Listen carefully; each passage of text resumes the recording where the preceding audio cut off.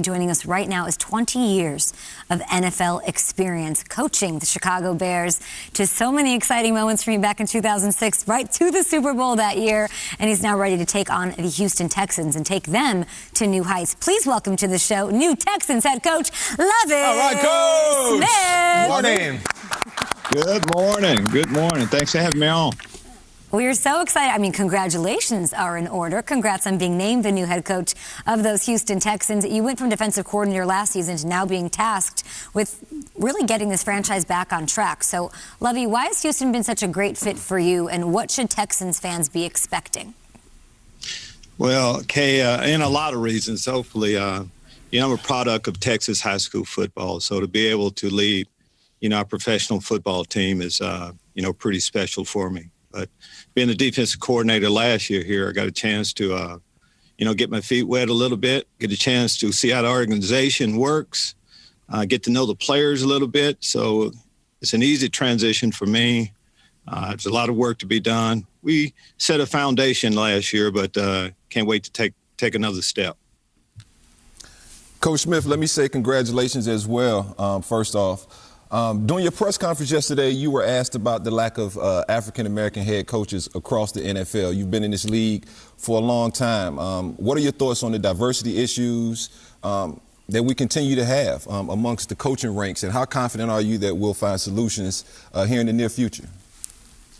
Well, D'Angelo, first off, there is a problem. Of course, you look at the numbers. One black head football coach before I became the coach here. That's pretty deep, and it's just not an NFL problem. Of course, it's a society problem. But next is, we all know the problem, the solution for it. I think that's pretty deep, too. What I think you can do, and what I've always tried to do, is have more black candidates available. And to me, by doing that is about, you look at the staffs. It's just not about who gets an interview at the end. How many black guys are on each staff? Once you have a lot more black assistant coaches, which leads to more black coordinators. There's not a whole lot of offensive court guys out there that call plays. That's why I'm so excited about some of the things we're doing here. Excited about Pep Hamilton, a black man leading our offense. So there are ways, of course, to improve the numbers, and hopefully, me being named head coach here would be a start. I remember a time when there were about 7 guys that looked like me, and we need to get those numbers up. Absolutely. Lovie, so happy for you, and it's great to see you in Houston getting this job. There are still questions, though, with the roster. Davis Mills played really well as a rookie, but Deshaun Watson was kept inactive all season amid sexual misconduct allegations, and his request to be traded still hasn't been granted. So what can you tell us, as now you are the head man, the CEO of that room, at the quarterback position, and is Deshaun Watson going to be a Texan this year? Well, first, Deshaun Watson, on what happens with that. In time, things work themselves out. There's a lot of things we have to get through with it. It's the reason why, Deshaun didn't play this past year. For me, as I've come into the building, you have to, there are injuries each week, and you plan on some guys being with you, and that's not the case.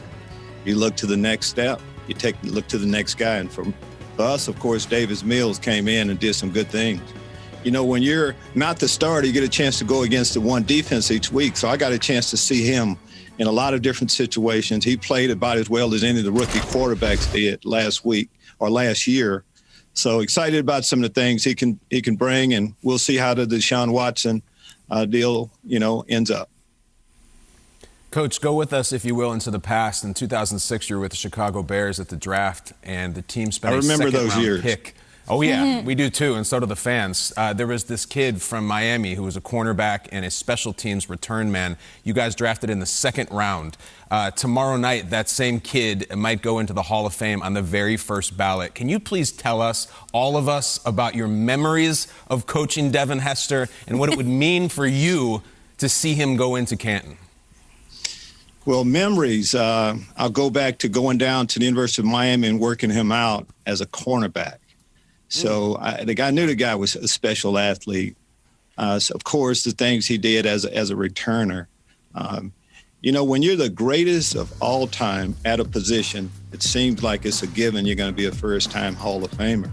So, of course, Yeah, I'm looking at the play right now from the Super Bowl, but I got a chance to see just about every one of his returns, and they were pretty special. Of course, this was a special night against the Arizona Cardinals, but I assume he's going in.